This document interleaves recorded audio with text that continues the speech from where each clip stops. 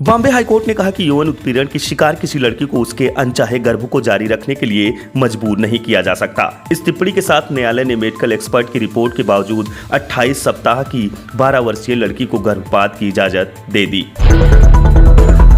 Israel और Iran संघर्ष के लगातार बढ़ने के आसार नजर आ रहे हैं। अमेरिका के इस युद्ध में शामिल होने की खबर आ रही है। इसी बीच अमेरिका ने अपने सबसे खतरनाक और आधुनिक B-2 बमवर्षक विमानों को प्रशांत महासागर के गुआम बेस पर तैनात कर दिया है।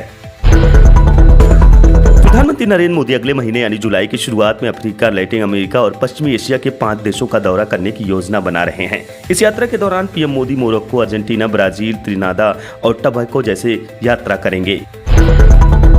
गृह मंत्री अमित शाह ने शनिवार को स्पष्ट शब्दों में कहा कि भारत कभी भी पाकिस्तान के साथ सिंधु जल समझौते को बहाल नहीं करेगा। उन्होंने कहा कि पाकिस्तान को अनुचित रूप से मिल रहा पानी अब भारत में इस्तेमाल किया जाएगा। चीन ने गुरुवार को इतिहास में पहली बार पाकिस्तान और बांग्लादेश के विदेश सचिवों की त्रिपक्षीय बैठक की मेजबानी की। यह घटनाक्रम भारत की नजर में एक रणनीतिक और कूटनीतिक रूप से महत्वपूर्ण पहल मानी जा रही है। कांग्रेस के पूर्व अध्यक्ष राहुल गांधी ने इलेक्ट्रॉनिक डेटा से संबंधित निर्वाचन आयोग के निर्देशों का हवाला देते हुए गंभीर आरोप लगाया। शनिवार को उन्होंने कहा कि साफ दिख रहा है कि मैच फिक्स है, जो लोकतंत्र के लिए जहर है।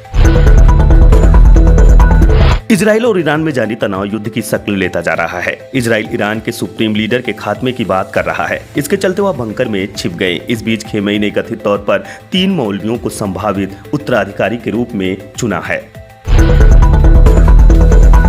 केंद्र सरकार में सबसे चर्चित मंत्री का तमगा रखने वाले केंद्रीय परिवहन मंत्री नितिन गडकरी ने 2029 आम चुनाव में अपनी भूमिका के सवाल पर जवाब दिया। जवाब देते हुए गडकरी ने कहा कि पिछले 11 सालों में जो कुछ हुआ है वह सिर्फ एक ट्रेलर था, अभी असली पिक्चर आनी बाकी है। बिहार विधानसभा चुनाव के पहले केंद्रीय मंत्री अमित शाह ने बिहार सीएम फेस को लेकर सस्पेंस बढ़ा दिया है। एनडीए की तरफ से मुख्यमंत्री पद के उम्मीदवार को लेकर सवाल पूछे जाने पर वरिष्ठ भाजपा नेता ने कहा कि इसका फैसला समय करेगा। हालांकि उन्होंने स्पष्ट किया नीतीश कुमार और जेडीयू के नेतृत्व में ही लड़ा जाएगा।